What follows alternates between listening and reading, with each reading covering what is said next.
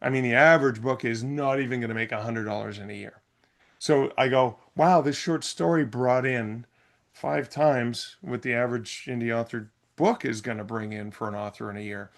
Maybe I should just do some more short fiction. So when you send out the market, the market reports, I've actually gotten into the habit of reading through it, looking at it, and if I'm inspired, again, if I'm inspired by the concept, I was like, oh, I think I'll write something for that.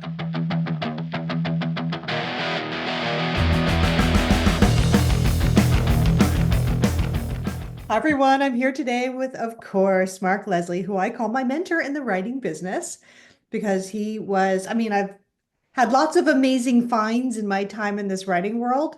But honestly, I think you're the goal. I think you're my golden find. Oh wow, I am absolutely honored. They go, well, this is take two because the last time I tried to do an interview with Mark, I didn't hit record. Mark, It's okay, we had fun. oh my No, no, God. no, no. That I've done that before. I've never done that before. I've done that before. I've done that before. Oh, No, that was full of so much good stuff. I'm gonna okay, die. we'll do it again. This time record is firmly hit. This is We've actually both confirmed it. It's actually, you can see the little red dot. that's right. Good. Actually, this brings me into the thing. I mean, we had such a great conversation last time and we went Yeah. all over the landscape of writing. But today there's something that I want to focus in on because it's interesting how some of my writers in my Substack world have been reposting some of the things that you sent. And the big one is failure is just a data point and don't be afraid of it. Hmm. Which links in perfectly, I think, to Yeah. I mean, we that wasn't wasted time. We had a wonderful conversation. We both learned something. And so, you know what? I think and maybe it was just a good warm-up exercise for this conversation, right? I like to think of it that way. It's funny because Yeah. what I did is after I was humiliated, I'm going to share with everybody full disclosure. I was so embarrassed and I was stomping around the house. And I said to my daughter, that's it. The podcast is done. I'm not doing it anymore. I'm over. It's and my mom goes, really, mom? You make one mistake and you quit? Yeah. Like, oh, good point. That's not how you raised her. No. I mean, and the thing is, I did turn that experience into a post on Substack talking about.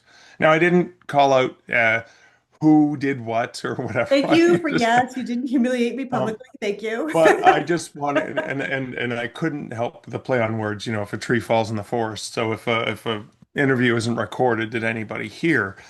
And yes, we did. And that's the really important thing is. I have been in this industry for so long and I have failed thousands of times. I have screwed up. I have done the wrong thing. I have, done sort of the right thing, but screwed up on something else. If it weren't for those mistakes, I wouldn't have learned because I would have thought I knew what I was doing. If it accidentally worked, even when I screwed up, I wouldn't have learned from it. I would have thought, oh, that's the right thing to do.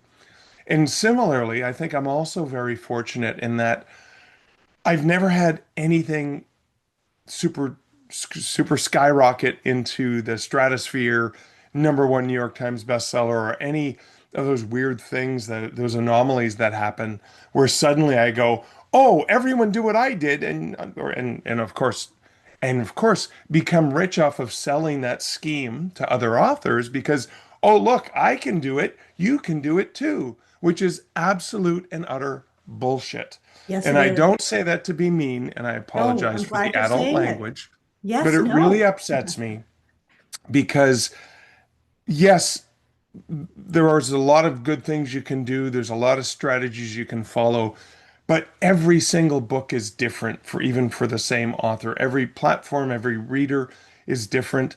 And you can't do the exact same thing as someone else does. You have to kind of learn and adjust it according to what you're writing and who you're serving and how you're releasing things.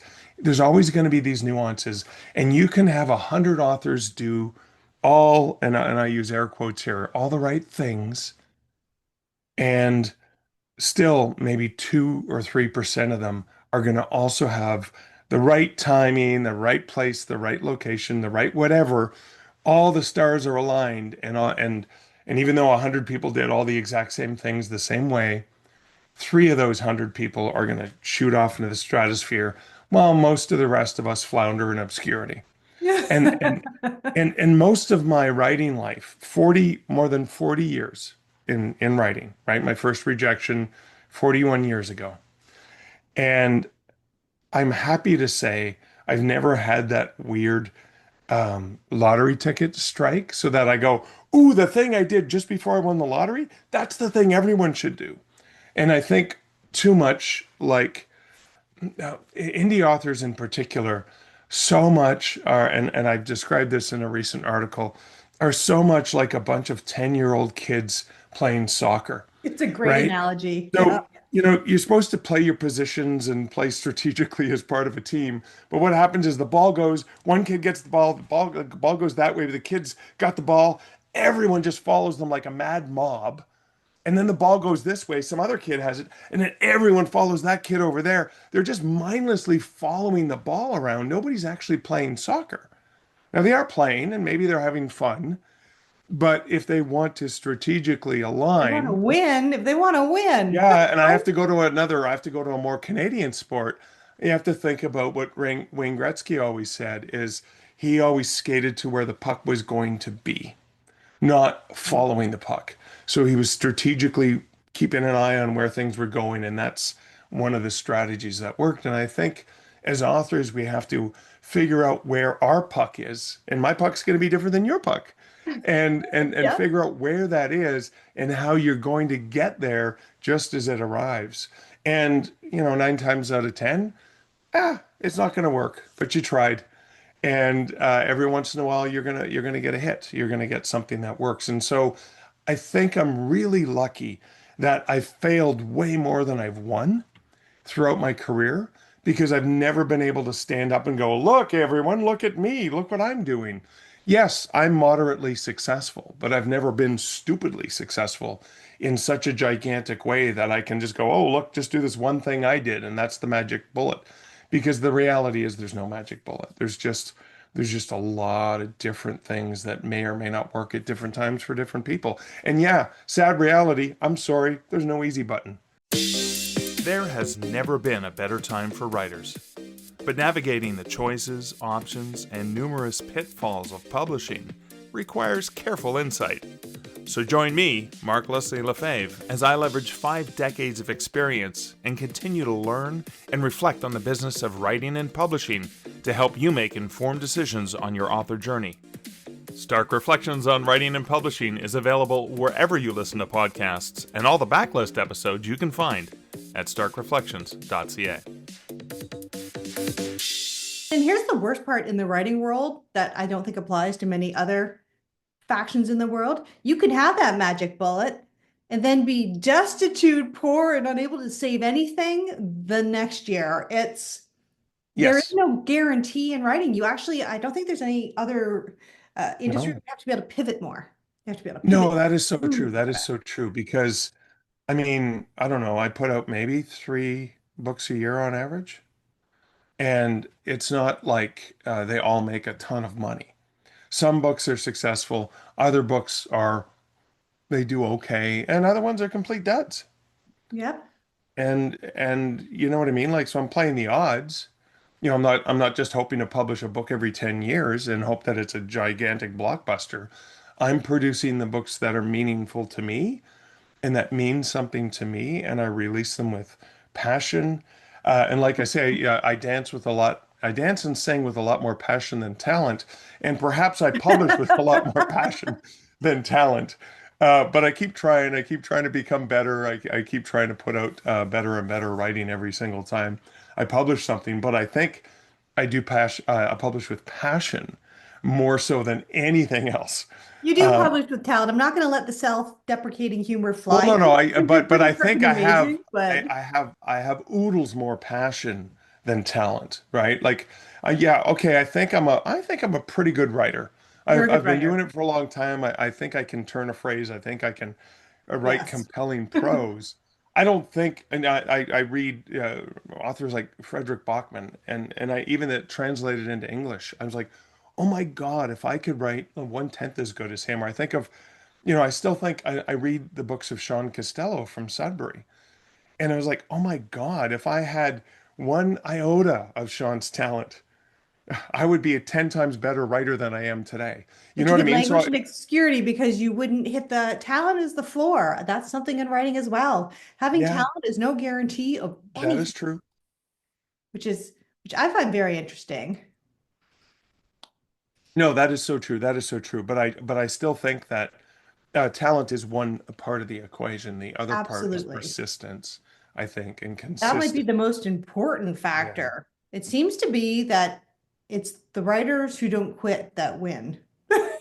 Well, yeah, it comes back to what the advice your daughter gave you. I can't believe you're going to quit. I was like, if I quit, I mean, and let's go back to you know how many one-star reviews I have on some of the books that I think are my best books, and I read a one-star review and I still take it to heart, even though I know better. I know what I try to look at is go, oh, I guess you're not the right audience. Because my mom Exactly. never liked my stuff at all. My mom hated my stuff. I mean, one day it was so funny. The power was out, the TV was out, and stuff like that. And she goes, "Well, I had nothing better to do, so I thought I'd read one of your novels." And Oh, mom. no, I mean, no. She was a lovely woman Okay. and supportive and the whole bit. I mean, she's the one who told me if you're going to be a writer, get a good job because there's no way you're going to be able to live off of it, right? And for the longest time, that was true. I wasn't able to live on my writing for, a good 30 years.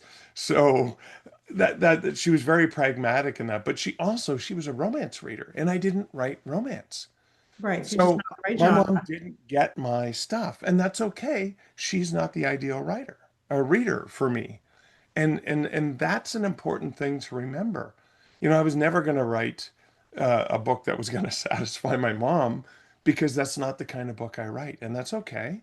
But there are Absolutely. people who love my writing. I just this last weekend I was hanging out with somebody who's a huge fan of my stuff, and it was so cool to be able to have a beer and chat and go, wow, this is kind of neat. This is somebody who's read almost every single book I've ever published, at least in the fiction and nonfiction, not for writers, but the Mark Leslie brand Right. of things. And I was going, wow, this is kind of a cool thing. It Absolutely. doesn't happen to a lot of us to have somebody who's read pretty much everything you've written. No. I mean, I guess if you're Cindy, I just talked to Cindy. Oh my God, she was great. And a lot of what she was saying rings very true with the things that you say. Even just the path of persistence and how long it takes before you don't make money. And basically, it's Mhm. having a body of work. You can't do anything without a body of work because, the No, one it hit helps. wonders are, Yeah, but also even like so when you do the weird marketing things, like whether it's the Amazon ads or the Facebook ads or the BookBub ads or the TikTok. whatever it is you Yeah. do, when you have one book and say you spend $100 on marketing that book, and you like 5,000 people see the thing, and 100 people click it, and 10 people buy it, you're like, well, I made $30. I spent 100.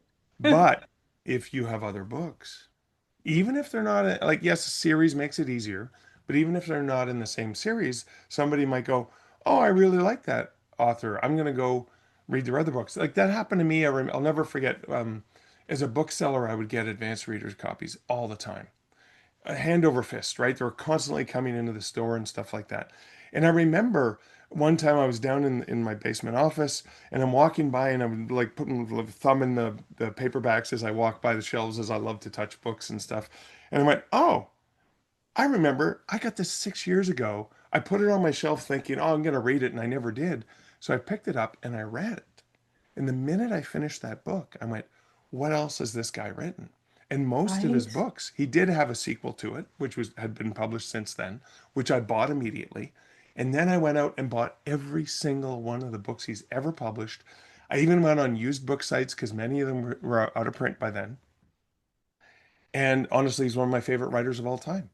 And Who and is it was it? kind of Dennis Hamill. He's a Dennis Brooklyn Hamill. area writer. Dennis And Hamill. Liz and I are going to Ireland, and I actually it was so funny. I read one of his books. I think it was Long Time Gone. It's set half in Brooklyn and half in Ireland. And and when Liz, I remember Liz and I were in Brooklyn, and I wanted to go check out Prospect Park and different neighborhoods in Brooklyn because he wrote with such passion that the neighborhood itself, that Brooklyn neighborhood of his, was a character. It was so rich.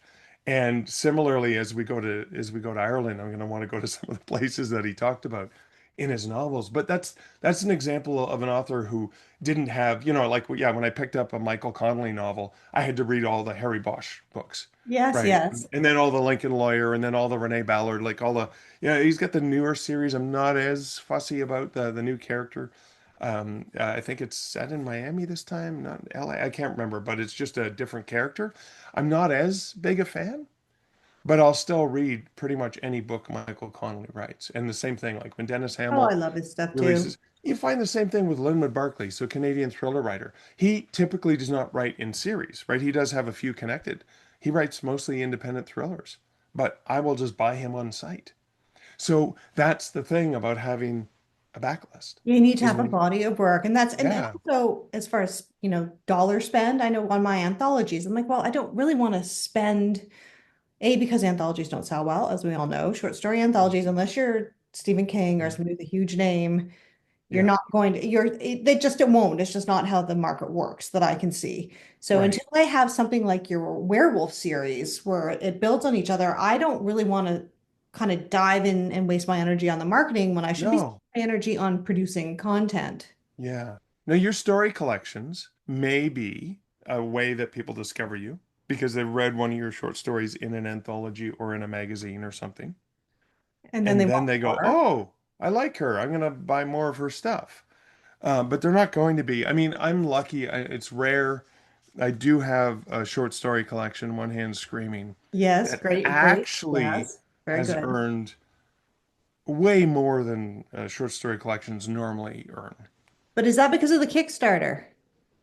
The Kickstarter was part of it, but it was also because I invested in putting it into traditional distribution warehouse and Oh, I had sales reps that were going neat. around and selling it to bookstores. Look at you And go. they did a big Ontario promo. So even though I did get some returns on it last year, the sales volume superseded the and I also I mean I went to a lot of different bookstores and shook hands and kissed babies and signed books and like the Yeah. thing I did a lot and I'm going to be doing the same thing. I actually have a traditionally published book coming out this fall and I'm going to be doing a massive tour for that one because Which book is this? And do I not know about Ghost this? Stories of the Great Lakes. Oh, that It's one. Yes. yeah. Okay, that's going to be great.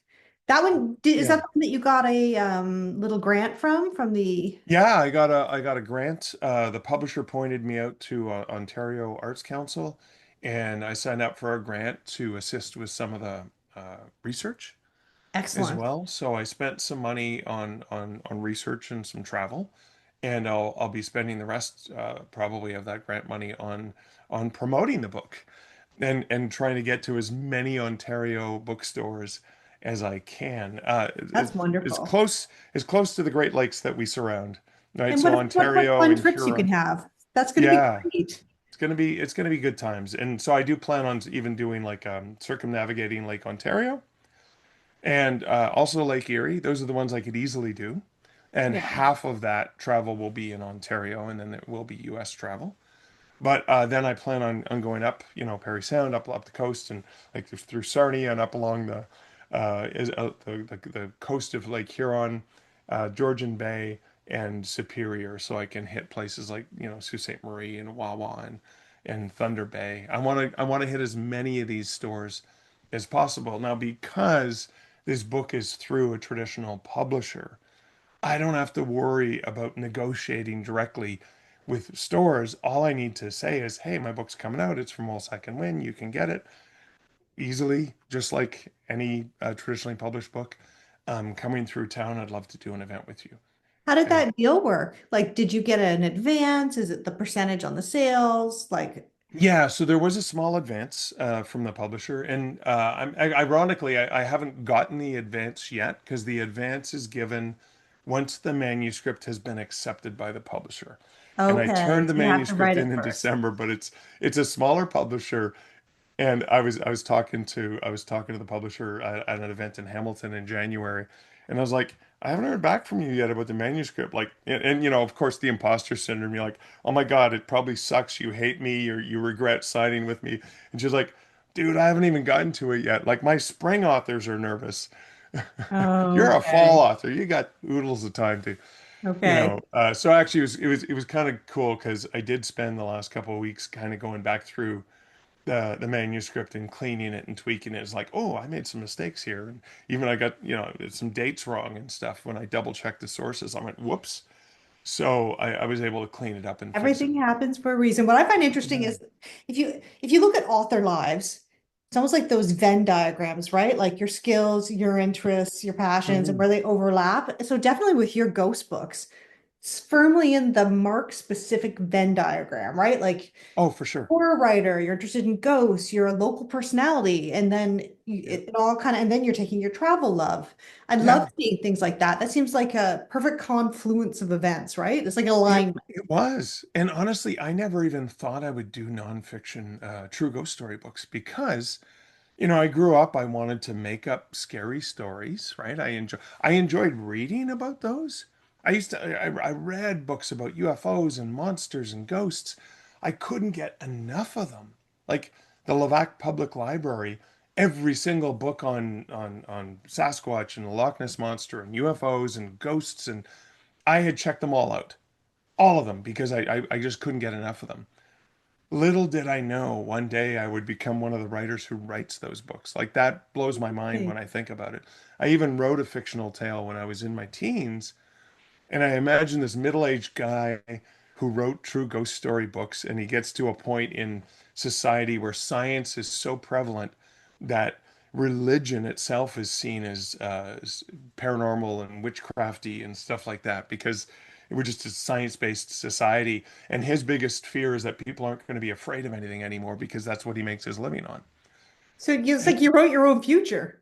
Yeah, it was so funny, and it was so funny because I'm imagining this 45-year-old guy who seemed ancient to me when I was 18 and I wrote this story, and lo and behold, I became that guy. I'm like, oh, I'm the guy who writes these kind of books now. I didn't realize it was some prophetic thing I was writing about, I which is love that. why in my Canadian Werewolf series, I've made this writer from mid-northern Ontario who lives in New York and is a best-selling author and has had his books turned into movies. I'm hoping that's a little bit prophetic too. Yes, Mark. Yes. Yes. I hope it is too. That would be great. And then we come to something that I'm working on now. So I think, there's got to be, as you said, you've got to embrace failure. Yeah. And then, find your own particular, realize that you're unique and your path is going to be unique. And here's what my issue, there's focus. You also have to be focused and be clear who you are. Because something Yeah. I'm noticing is your branding. Your branding is spot on. Even looking at you right now, you're branded, right? Oh, I'm branded, baby. Everywhere Yeah. behind, author at work, your books. Whereas look at me, Mark. It's a blank wall. Aren't you traveling right now? I am, to be fair. Okay. But I mean, I use a No, no, it's a blank canvas upon that's which you can write your destiny. That's right. But I'm like trying focus, right? Because I'm down here finishing my novel. Like I really want to, Yeah. I wanted to talk about the why. A lot of Yeah. people just write as a creative expression. That's not why I'm writing. I want this to work as a business, and I'm Right. not going to be afraid to say it. I want to make money because people do, and I want to Yeah. be one of those people, and I'm not going to be ashamed to say that. So I need to figure it out, which is why I have these conversations with people, and Yeah. I'm trying to find my perfect Zen diagram, right? But That here's requires focus. You can't be a starburst. no, no, but it doesn't mean you can't try numerous things. I go Oh, back to Kevin absolutely. Anderson's popcorn theory of success is you Yes, got to yes. try a bunch of kernels. You can't just do them one at a time. You sometimes have to Mhm. throw the whole batch in and see what pops. But but here's something I relearned from you.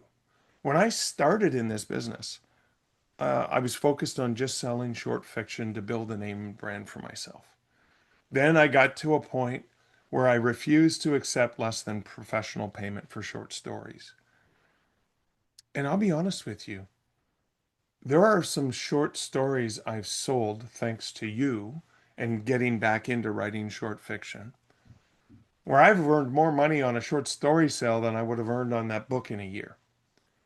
And so Right. when you think about like the energy that goes into a novel, right? You're thinking like roughly 80,000 words on average. That's usually I hit anywhere from, 60 to 90,000 words and most of my book length works.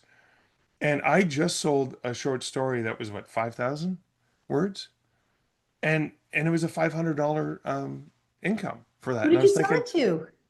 a newer Canadian anthology. And again, I sold it because the editor knew who I was, knew my brand. I have books that are published that don't earn $500 in a year, right? I mean, I Yes. was just counting this. I have like 35 books out or something like, well, full length books, maybe 32, something like that. And then 40 if you include shorter collections and stuff like that. But a lot of my titles are not going to earn tons of money.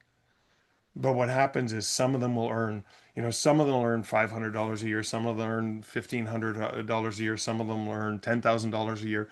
But you know what I mean? Like to go, wow, this short story that I really only worked on, for a couple days worth of, I write know. and then rewrite and Yes. then tweak and stuff like that. Not even a full day, but for 5,000 words, it's whatever, a few hours, and then it's a few hours of revision and stuff like that. And I go, oh my God, this short story brought in, and because I'm privy to what the average book, indie author book that sells, I mean, the average book is not even going to make $100 in a year. So I go, wow, this short story brought in 5 times what the average indie author book is going to bring in for an author in a year. Maybe I should just do some more short fiction. So when you send out the market, the market reports, I've actually gotten into the habit of reading through it, looking at it, and if I'm inspired, again, if I'm inspired by the concept, I was like, oh, I think I'll write something for that. And I've done that recently. Actually, in the last week, I have submitted two different stories based on your market reports. I don't know if I'm going to sell them, Which are they? but well, one of them was that Stephen King Oh, anthology, The was Shining. We're all The hoping, right? Overlook. I dipped back in and I kind of reread some passages and stuff like that, and I was intrigued by something, and I was like, oh, I wonder if and who knows if 10, 100 other people wrote I was the thing, wondering but I'm the like, same I'm thing. really intrigued by this. I'm going to explore this thing. What did you? Uh, So I did a Wendy Torrance diary. Like her, I took her oh, diary that's so journal, cool. and I made it her reason they're there. I actually flipped it, and she like secretly manipulated Jack to go to the Overlook. Oh, that's really cool. I love that. So we'll see. Yeah, I Right? didn't I didn't want to touch those characters. I wanted to go into the history a little bit more. Okay. I wanted to write about the person who created the scrapbook that he finds Oh, with all cool. of the clippings, who was a historian who was hired back in '67. And so I wrote that, and I was thinking specifically about a couple of my other stories I've written, and I was kind of conjuring up some of the way those stories made me feel when I was writing them, and I tried to write this one where this guy is being controlled by forces he doesn't understand to put this scrapbook together Oh, I love because it. Jack's going to eventually find it, right? I love it. Yeah, that's actually Mhm. how cool. I really hope they actually do another because now that I've talked to a few of my author friends who submitted, I think any of us who have the Who are writing fans? Yeah, dream and like horror were submitted to this. And of all the course. ideas are so amazing. Like Yeah, one and I love person, that. I love you had to say if you've never been published by one of the big five publishers. I'm like, I have never been published by one of the big five publishers, not even in an anthology they've published. Do you know what I mean? Like I've never, like, so they won't even look at me apparently. So we yay, I have to add that qualify. in our cover letter. I hope not. No, no, you had to there was a Oh, check it. checkbox. Okay, that's right. That's right. I There's a remember checkbox I that said did. you've Okay. never been published by Phew. one of the big five. I'm like, well, I have never been. And then I was thinking like Writers. I've been in a lot of anthologies. But none of the anthologies I've been in, even though they've been from slightly larger publishers, I'm not one of the big five. There you go. You never know There you what's going to go. help you later on. It's Yeah. it's interesting. So Something with short stories, because Mark and I like to talk about short story strategies. I just realized probably where my true, because as you know, I'm like down here meditating on how my career is going to go forward and focusing.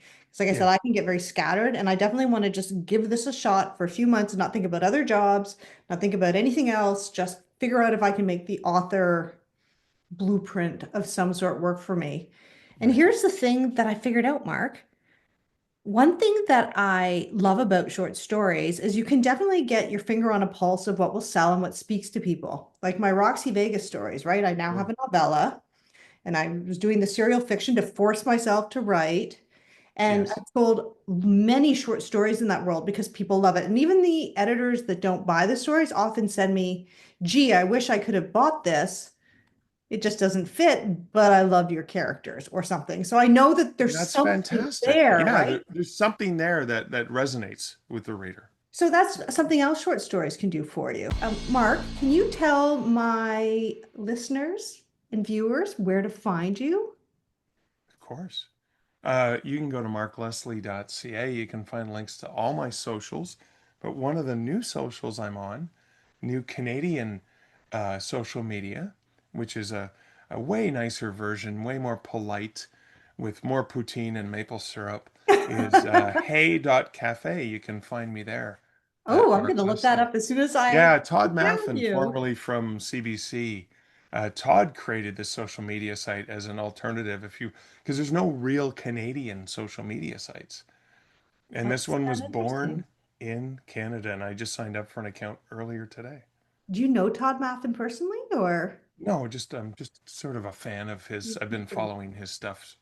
Liz was a big fan, and she turned me on to watching, like following some of the commentary and stuff that he does, and he's doing some interesting creative things. I'm like, ah, I like this He's guy. genuinely funny. He's a, yeah, Yeah, like yeah, pretty funny amazing. and smart, and he's doing some really inventive, creative things. And one of the things he invented was he came up with a social media platform for, I mean, it's open to the world, but it is a Canadian one. So I was like, yeah, Well, I I'll gotta check definitely that out, link to right? that in the show notes.